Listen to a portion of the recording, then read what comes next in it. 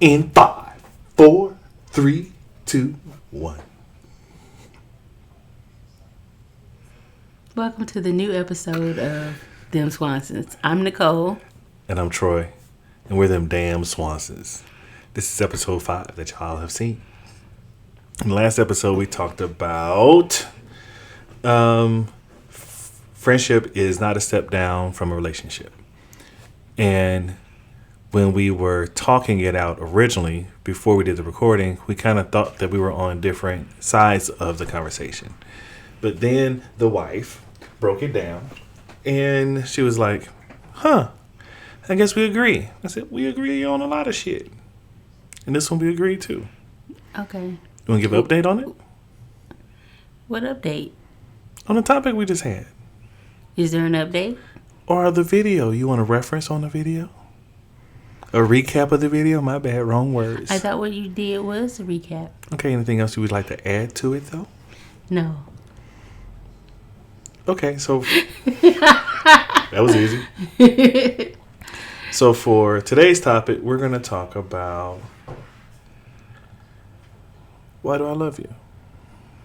Oh, okay. So you that's what you was trying to do? You just want to spring that on me? Yeah. Oh, okay.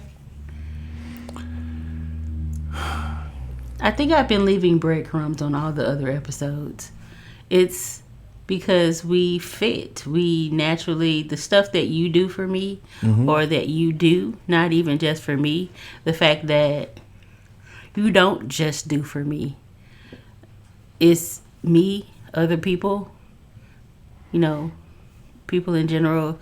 You are a good person to everybody and not just to me. I love that. It's the same conversation we had in the last episode. I don't know how to be nobody else. Right. And I like the you in you. I don't know the other versions of this that work differently. But the problem comes in, and not with us, but with some couples, is that they don't like the natural person. They like what the person can act like they are. If that makes sense. So you want to pull a Pops, where Pops says you were meeting their representative. That's what my dad says all the time. So yeah, and I just happen to like the natural you. You don't have to jump through any hoops or do anything extra. You could just be Troy. So can I tell a story? Sure. My story of we were already friends. We were already dating. We had already. Were we though? During this story, yes. Okay. I had always set my intentions in dating. When we were friends, I've always said I wanted to date with intentions. And with the intentions of not wasting my damn time. And that was the intent. And that's one of the biggest things that I loved about you is that I never had to guess. So go ahead. So, sorry. You do things often that allow me to fall in love with you more. And when I think I love you enough, you do something that makes me fall in love with you more. And the story is simple. And I remember the story. I don't remember the whole story. I remember enough of the story for me to know that this is when I fell in love with you more. Okay. And this was the first time I felt the more. Okay. And the first time I felt the more was, as most of you know, I'm an Army vet of 25 years. Thank you for your service. You just like to discount. And the TRICARE. So when I was at Kansas, my very last duty station, the unit was getting ready to go to Kuwait. This was the first time soldiers had gone back to Kuwait, and I was one of the soldiers that closed down Kuwait. So there's a gap of a few years. So I was one of the ones to close it down, to get all the equipment out and everything else. I was one of the last 500 500 soldiers when we shut down Iraq and we left the first time. When we went back, my organization was one of the units now going back for the first time. So I was able to tell them, yeah, this building has this and this and this. You want to go here and here and here. And I was able to prep the battalion and the command to help them understand what the environment was like, because we were some of the last ones to leave. And I was not supposed to go. At this point, I'm a single dad. Our youngest is living with me from my first marriage. And I got told in a meeting that you're going. And I'm like, no, I ain't. That was the part of the deal was I would prep everybody on everything, and I would stay back and I would run things from the back and become rear D. And they said, no, you going. You're going to be gone for a month, right? Yeah. And so I spiraled. Quickly. Because I'm in the middle of a meeting with, I believe this was one of our last meetings. So the CG is there, the battalion commander, everybody that you could think of on base is there in the briefing, and my name is up on the fucking screen. And there's like, Sergeant Swanson, you're going. And I also have a performance, because I was in the band. I have a performance at the general's house that evening playing for the community because we're getting ready to go. Yeah. So I got that news in the morning. Meeting lasted all day. And I'm trying to come up with a solution for my daughter, because my daughter had one request when she moved in. Dad, I just want to graduate from one high school. I don't want to move again. I don't want to do anything again. So that was a promise that I made to her. I was like, yeah, we cool, because I knew I wasn't going. And so what happened was I called my dad. My dad was going to come for a week. My mom was going to come for a week. I had called her mom. Her mom and her parents were all each going to come for a week. They were all going to stay at my house, and then we were going to do all this other stuff to make sure that this happened. And I made all those phone calls, changed clothes, got in my dress uniform, went to the general's house, set up, had to start playing, and in a break, I only had 10 minutes. And I think you were at work. The reason I didn't call you initially because I believe you were asleep, because you were doing night shift. Yes. God, awful job. And yes. I called you, and I literally only had 10 minutes to have this conversation.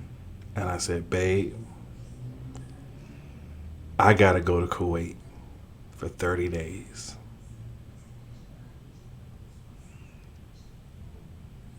And I told her, as you can see it, I'm there.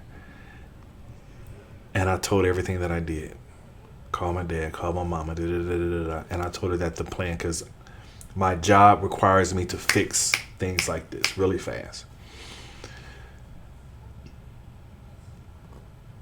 And at this point, I'm crying on the phone, knowing I've used up 5 minutes of my time trying to talk to her. And now it's time for her to respond. And I only got 5 minutes. The conversation has to stop because I have to go back to go play. Because the soldiers are over there waiting for me to come back, because I needed a break. Like, I could no longer continue doing the job because all this was on my head.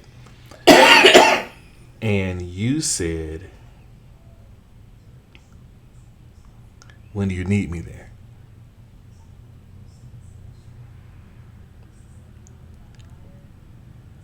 I was already crying.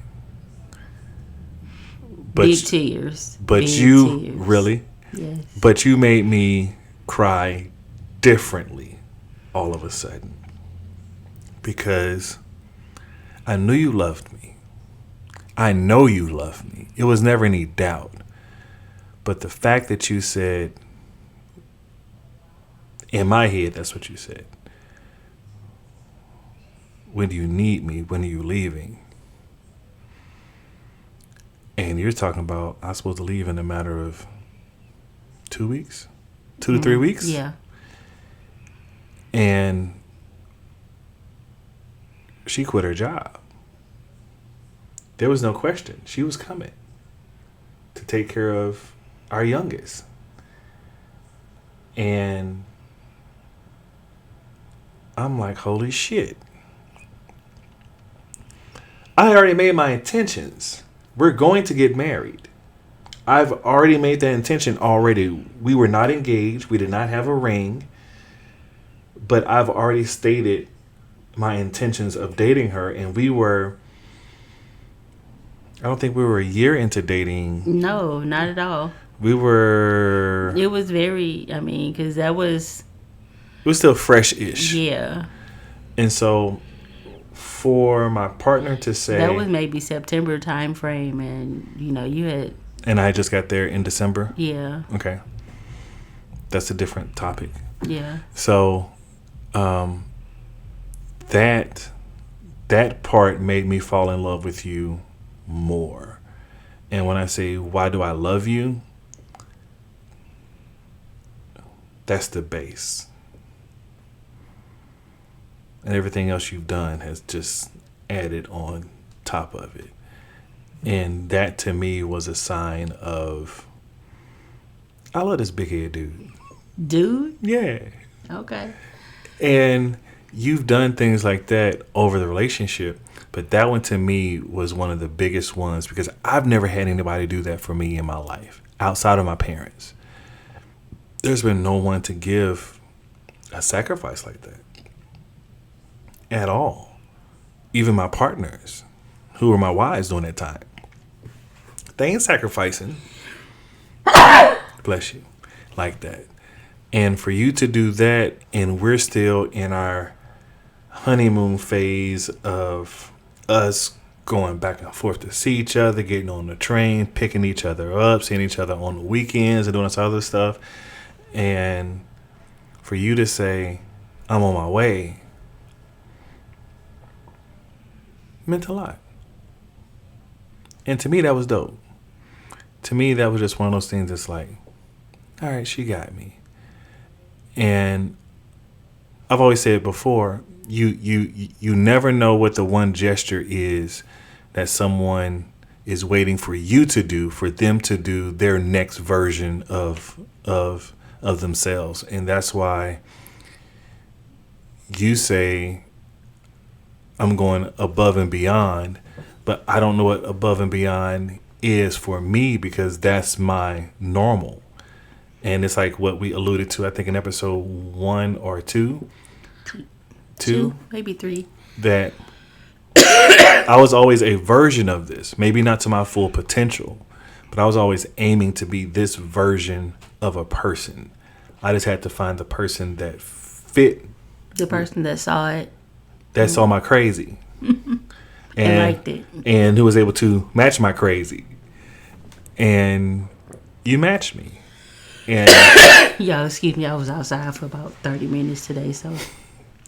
Whole minutes in the car. And yeah, that's part of why I love you.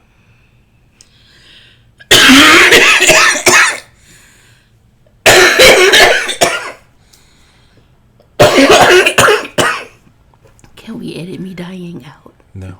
Why not? You need me to get you anything? No, I'm okay. You okay? I think I got it now. I'm not sure. Okay, baby. But is there anything you want to add to that? I don't know. I mean, well, yes. Or what's your version of that day?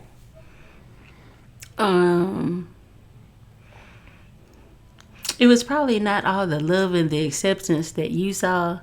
It was just. It wasn't because it was shock. Because I was still in horror that I'm. So hold on. Because I'm sitting there like, what's the problem? So you need me to come? It's okay. So say that. It was not the issue that I was afraid of going back. This would have been my third tour. So it was not the fact that I was afraid of going.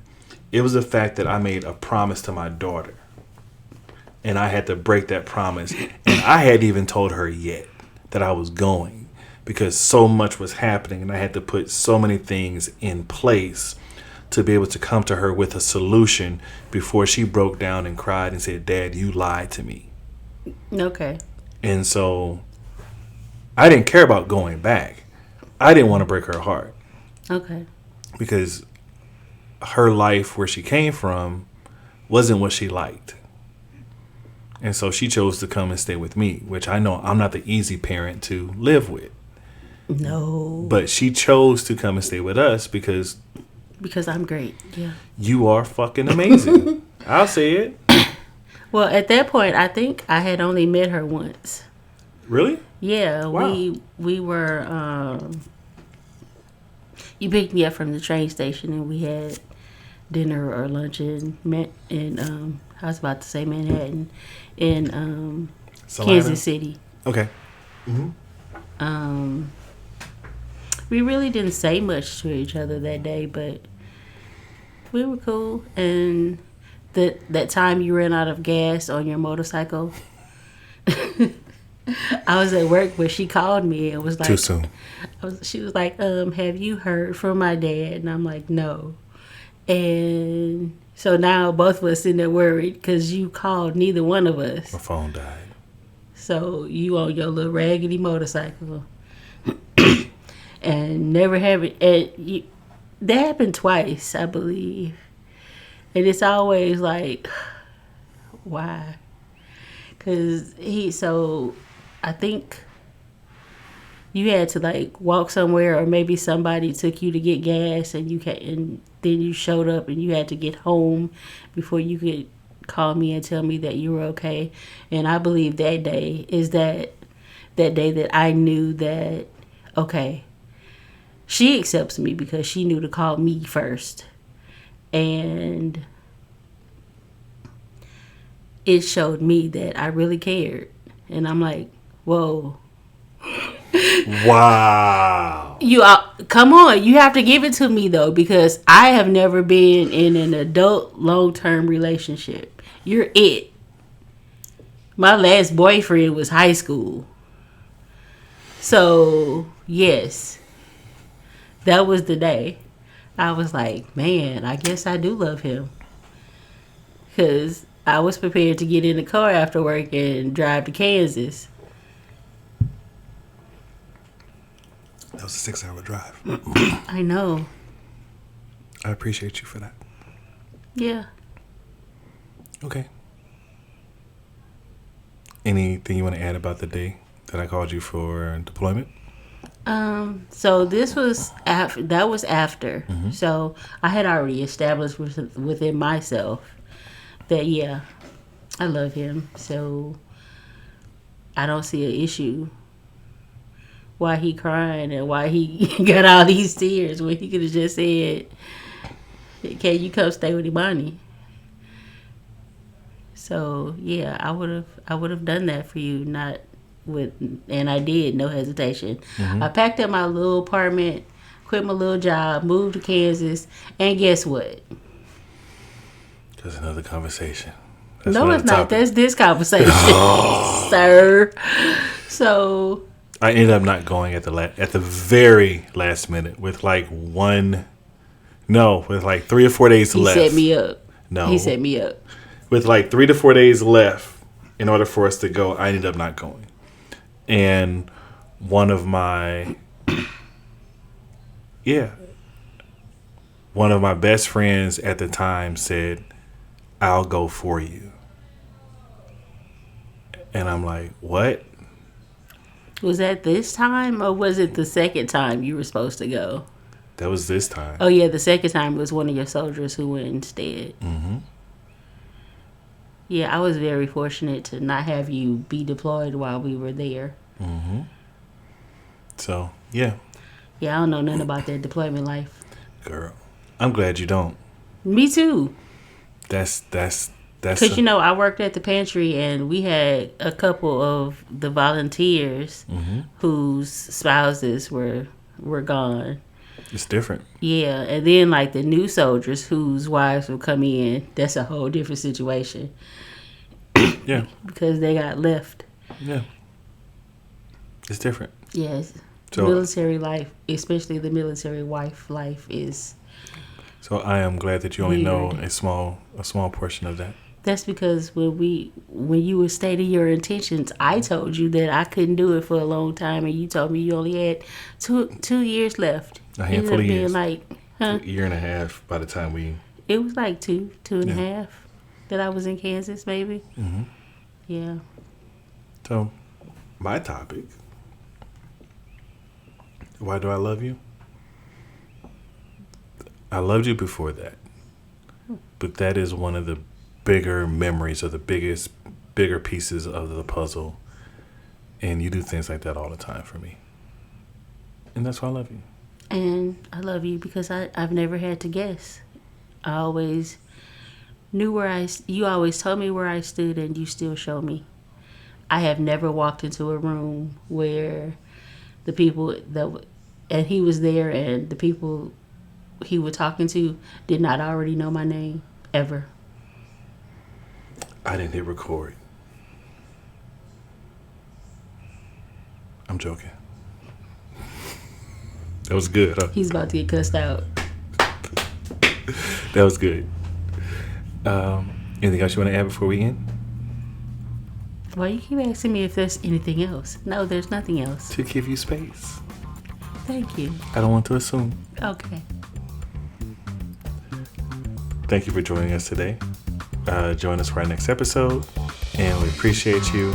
Like and subscribe. I'm Troy, And I'm Nicole. and we're them Swansons. Thank you for joining us. You can do the 2 fingers this time. There you go.